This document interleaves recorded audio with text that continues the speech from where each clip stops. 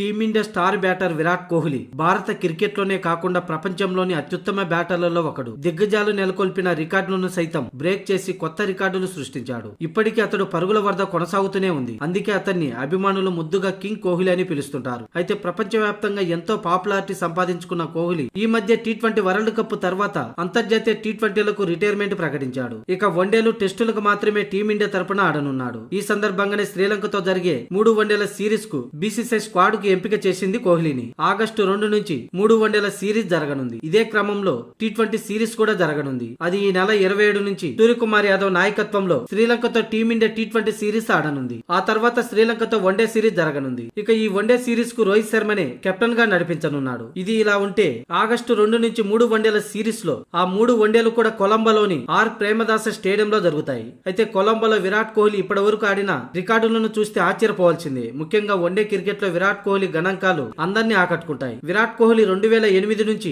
కొలంబో మైదానంలో 11 వన్డే మ్యాచ్లు ఆడాడు. 10 ఇన్నింగ్స్ లో బ్యాటింగ్ చేసిన విరాట్ కోహ్లీ 107.33 సగటుతో 644 పరుగులు చేశాడు. అదే సమయంలో విరాట్ కోహ్లీ 4 సెంచరీలు, ఒక అర్ధ సెంచరీ సాధించాడు. అయితే కొలంబోలో అతని చివరి 5 వన్డే ఇన్నింగ్స్ లు పరిశీలిస్తే గణాంకాలు మరింత మెరుగ్గా ఉండడం శ్రీలంకకు ఆందోళన కలిగించే అంశం. కొలంబోలో కోహ్లీ తన చివరి 5 ఇన్నింగ్స్ లో 494 పరుగులు చేశాడు. అదే సమయంలో విరాట్ కోహ్లీ 3 సార్లు నాట్అవుట్ గా నిలిచాడు. కొలంబో మైదానంలో తాను సాధించిన 10 ఇన్నింగ్స్ లో 4 సెంచరీలు ఈ చివరి 5 వన్డే ఇన్నింగ్స్ లోనే సాధించడం విశేషం. ఓ మ్యాచ్ లో 128 నాట్అవుట్ గా నిలిచాడు. మరో మ్యాచ్ లో 131, అలాగే మరో మ్యాచ్ లో 110 పరుగుల నాట్అవుట్ తో నిలిచాడు. ఇక ఇంకొక మ్యాచ్ లో 122 పరుగులతో నాట్అవుట్ గా నిలిచాడు. అయితే చివరి మ్యాచ్ 3 పరుగులే చేశాడు. మొత్తానికి చివరి 5 ఇన్నింగ్స్ లో 4 సెంచరీలు చేయడం విశేషం. అంటే కొలంబో మైదానంలో విరాట్ కోహ్లీ లాస్ట్ 5 ఇన్నింగ్స్ లో 247 స్ట్రైక్ రేట్ తో దుమ్ము లేపాడని చెప్పాలి. ఇదే విషయం శ్రీలంక అభిమానులకే కాదు, ఆ జట్టు ఆటగాళ్లను సైతం కలవరపెట్టే అంశం. టోటల్ గా శ్రీలంకపై 53 వన్డేలాడిన విరాట్ కోహ్లీ 10 సెంచరీలను నమోదు చేశాడు.